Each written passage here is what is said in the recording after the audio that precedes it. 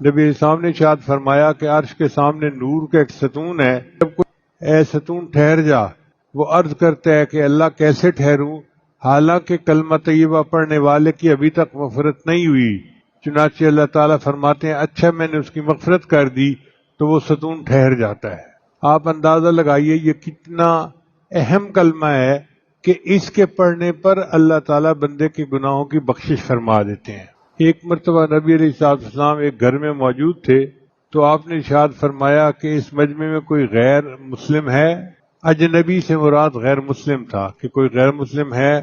صحابہ نے عرض کیا کوئی نہیں۔ ارشاد فرمایا کواڑ بند کر دو، دروازہ بند کر دو۔ اس کے بعد ارشاد فرمایا ہاتھ اٹھاؤ اور کہو لا الہ الا اللہ۔ تو سب صحابہ نے ہاتھ اٹھائے اور پڑھا لا الہ الا اللہ، پڑھتے رہے۔ پھر نبی علیہ السلام نے فرمایا الحمدللہ، اے اللہ تو نے مجھے وہ کلمہ دے کر بھیجا ہے کہ اس کلمے پر جنت کا وعدہ کیا ہے اور تو وعدہ خلاف نہیں ہے۔ اس کے بعد حضور صلی اللہ علیہ وسلم نے ہم سے ارشاد فرمایا کہ خوش ہو جاؤ، اللہ نے تمہاری مغفرت فرما دی۔ نہیں، یہ کلمہ اتنا عظیم ہے کہ نبی علیہ السلام نے کلمہ پڑھایا اور پھر خوشخبری دی جنت کی ان سب لوگوں کو۔ کلمہ طیبہ ایمان کی تازگی کا سبب ہے، چنانچہ نبی صلی اللہ علیہ وسلم نے فرمایا جددوا ایمانکم، اپنے ایمان کی تجدید، اپنے ایمان کو رینیو کرتے رہا کرو۔ تو صحابہ کہتے ہیں ہم نے کویسچن کیا اے اللہ کے رسول کیف، ہم کیسے کریں؟ فرمایا اکثروا من قول لا الہ الا اللہ، فرمایا کہ تم لا الہ پڑھتے رہا کرو، تمہارا ایمان تجدید یعنی رینیو ہوتا جائے گا، تازہ ہوتا جائے گا۔ تو یہ کلمہ انسان کے ایمان کو تازہ کر دیتا ہے۔ پھر کلمہ طیبہ جنت کی کنجی ہے۔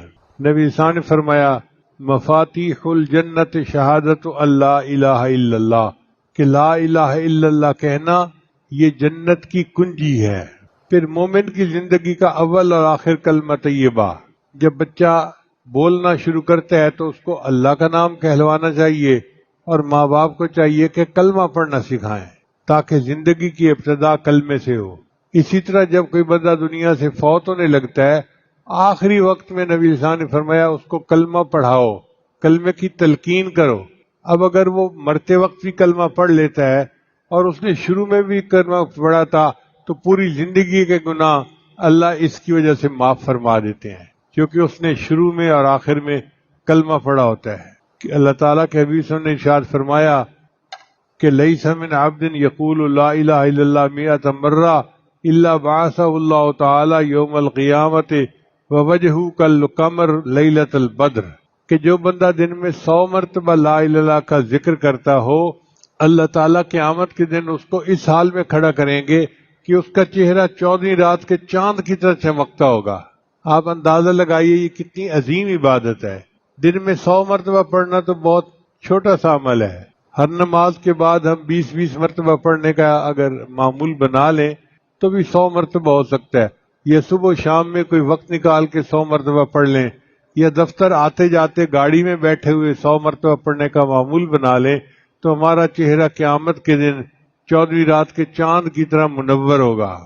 پھر ایک حدیث میں آتا ہے کہ جو بندہ 70,000 مرتبہ کلمہ پڑھتا ہے اللہ اس کے گناہوں کو معاف کر دیتا ہے۔ ہمارے اکابرین اپنے لیے اپنی زندگی میں 70,000 مرتبہ کلمہ پڑھنے کا نصاب پورا کرتے تھے۔ امام قرطبی رحمت اللہ علیہ ایک بڑے مفسر ہیں، وہ فرماتے ہیں کہ ایک نوجوان تھا جو ذاکر شاغل تھا اور اس کے بارے میں لوگ کہتے تھے جی کہ یہ بڑا صاحب کشف ہے، جنت اور جہنم کی باتیں بتاتا ہے۔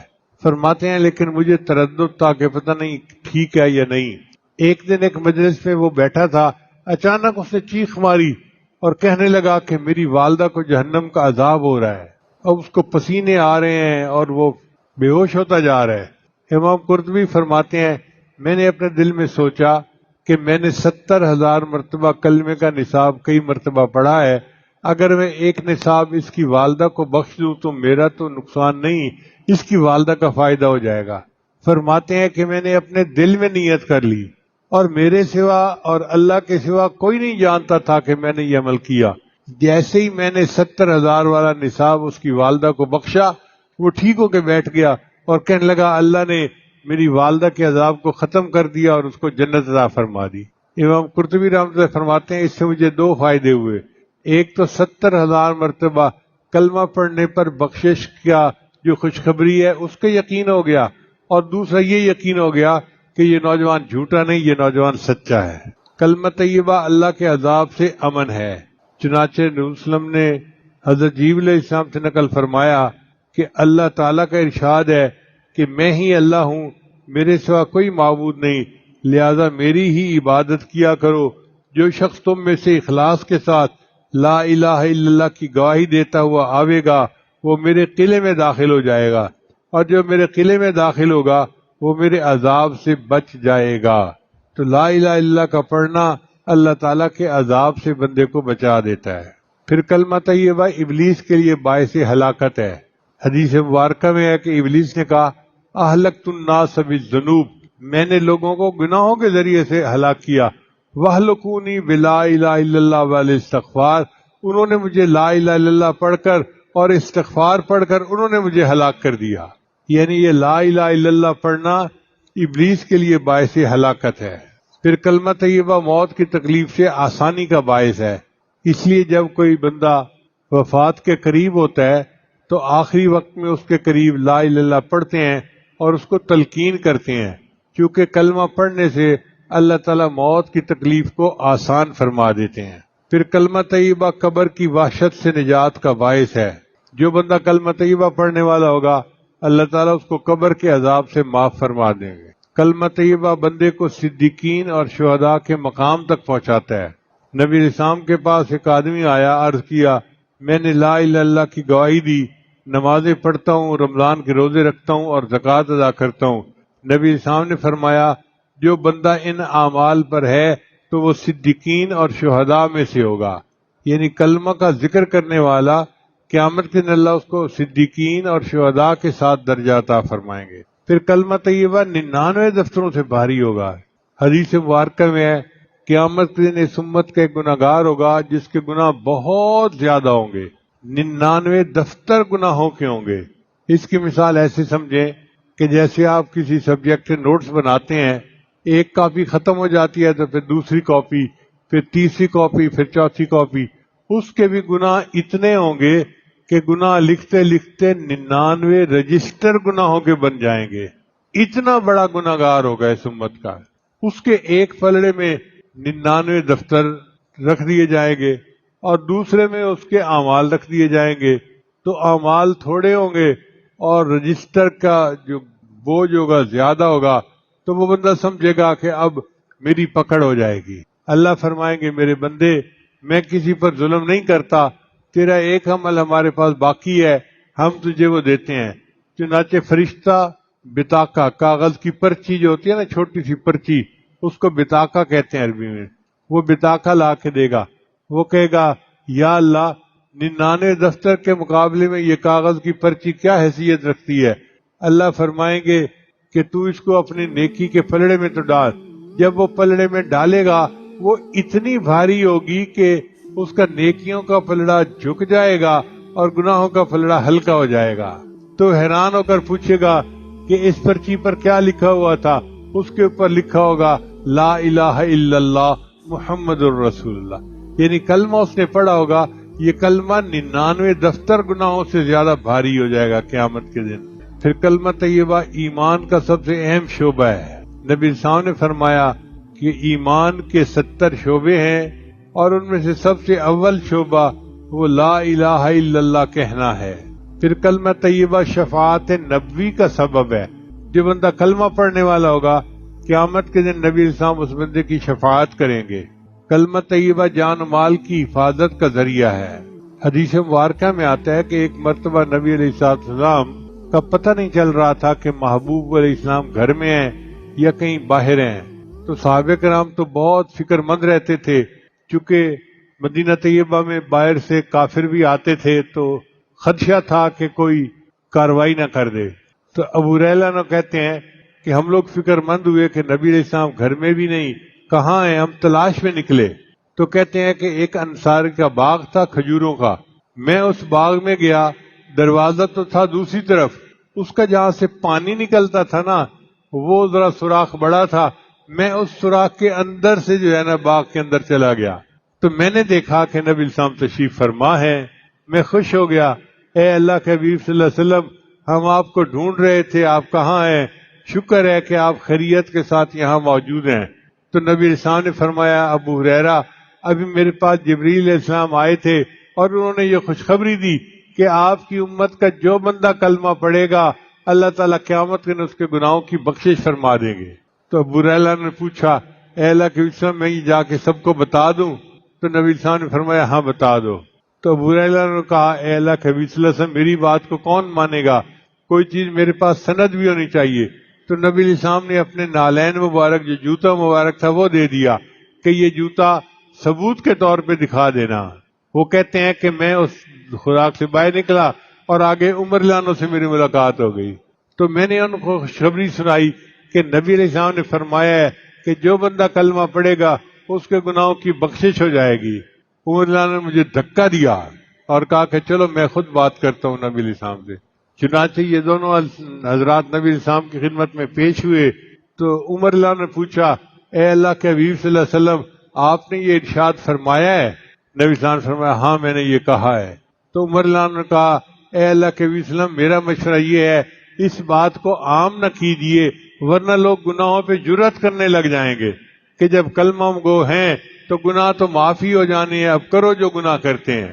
دانائی یہ ہے، حکمت یہ ہے کہ نہ کیجیے۔ تو نبی السلام خاموش ہو گئے۔ تو خاموشی اپنی جگہ، مگر خوشخبری تو امت کو مل گئی نا کہ کلمہ پڑھنے پر اللہ تعالیٰ بندے کے سب گناہوں کو معاف فرما دیتے ہیں۔ امام ربانی مجدد ثانی رحمۃ اللہ نے اپنے مکتوبات میں عجیب بات لکھی ہے، فرماتے ہیں اس امت میں بڑے بڑے گناہگار گزرے ہیں، یعنی جو انسانیت میں بڑے بڑے گناہگار گزرے ہیں۔ فرعون، حامان، نمرود، یہ بڑے بڑے گناہگار تھے جنہوں نے خدائی کے دعوے کیے تھے۔ فرماتے ہیں کہ اگر ان تمام گناہگاروں کی ایک مرتبہ کلمہ پڑھنے پر بخشش کر دی جائے تو اس کی بھی گنجائش موجود ہے۔ اگر ساری مخلوق کے گناہوں کی اللہ تعالیٰ ایک مرتبہ کلمہ پڑھنے پر بخشش فرما دیں تو اس کی بھی گنجائش موجود ہے۔ اب آپ اندازہ کیجئے یہ کلمہ کتنا عظیم الشان ہے کہ ایک مرتبہ پڑھنے پر اتنے بڑے بڑے گناہگاروں کی بھی بخشش ہو سکتی ہے۔ لہذا دعا ہے کہ اللہ تعالیٰ ہمیں اس کلمے کی کثرت کے ساتھ جو ہے یاد کرنے کی توفیق عطا فرمائے۔ ہم تنہائی میں بیٹھ کے اپنے اللہ کو یاد کیا کریں۔ اب جو سالکین سلوک طے کرنے کے لیے یہاں آئے ہوئے ہیں وہ بھی ایک بات غور سے سن لیں کہ اس کلمے کا اصل مطلب کیا ہے۔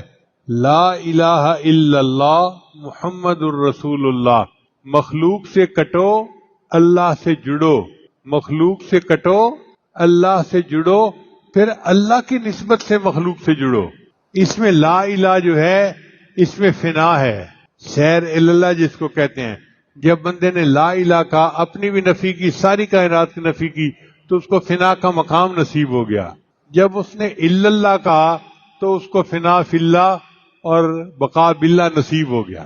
پھر جب اس نے محمد الرسول اللہ کہا تو فنا جو سیر فی الاشیاء ہے کہ اس دنیا میں آ کر نبی علیہ السلام کی سنت کے مطابق زندگی گزارنا، یہ مقام اس کو حاصل ہو گیا۔ تو ایک کلمے کے اوپر چاروں سیریں مکمل ہو جاتی ہیں اور بندے کو اللہ کا وصل حاصل ہو جاتا ہے۔